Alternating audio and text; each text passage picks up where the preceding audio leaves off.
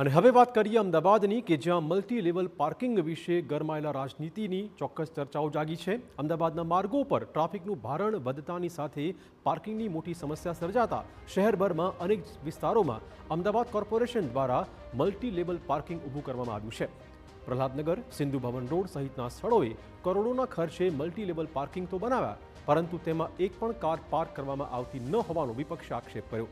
પીએમસીમાં વિપક્ષના નેતા શહેજાદ ખાન પઠાણે આક્ષેપ કર્યો હતો કે કરોડોના ખર્ચે પ્રહલાદનગરમાં બનેલું મલ્ટી લેવલ પાર્કિંગ હવે વેચવાનો નિર્ણય લેવાયો છે। આ સાથે સિંધુ ભવન રોડ પરના મલ્ટી લેવલ પાર્કિંગને પણ મળતિયાઓને વેચી મારવાનો દાવો કરાયો હતો। इतने प्राइम लोकेशन पर पार्किंग तो बनाए गए, लेकिन 2 वर्षों में एक भी गाड़ी तो पार्क नहीं हुई।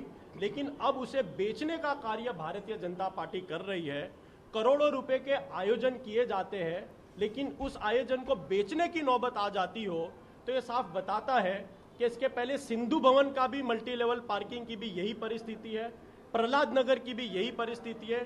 यानी कि आयोजन करने के बाद बेचने का कार्य अहमदाबाद म्युनिसिपल कॉर्पोरेशन के अधिकारियों के द्वारा करने में आ रहा है।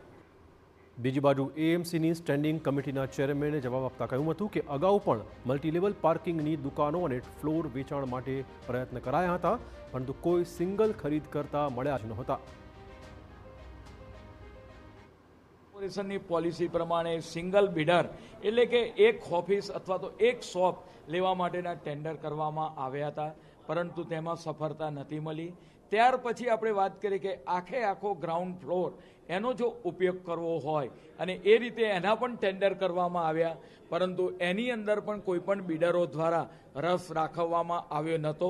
એ માટે આખું જો કોઈ બિડર મળે તો એના માટે હાલમાં પ્રહલાદનગર મલ્ટી લેવલ પાર્કિંગને વેચાણ માટે સ્ટેન્ડિંગ કમિટીમાં એપ્રુવલ માટે મૂકવામાં આવી છે। આમ શહેરમાં કરોડોના ખર્ચે બનાયેલ મલ્ટી લેવલ પાર્કિંગની વેચાણ માટે કાર્યવાહી હાથ ધરવામાં આવતા આગામી સમયમાં આ મુદ્દે રાજનીતિ ગરમાઈ શકે તેમ છે।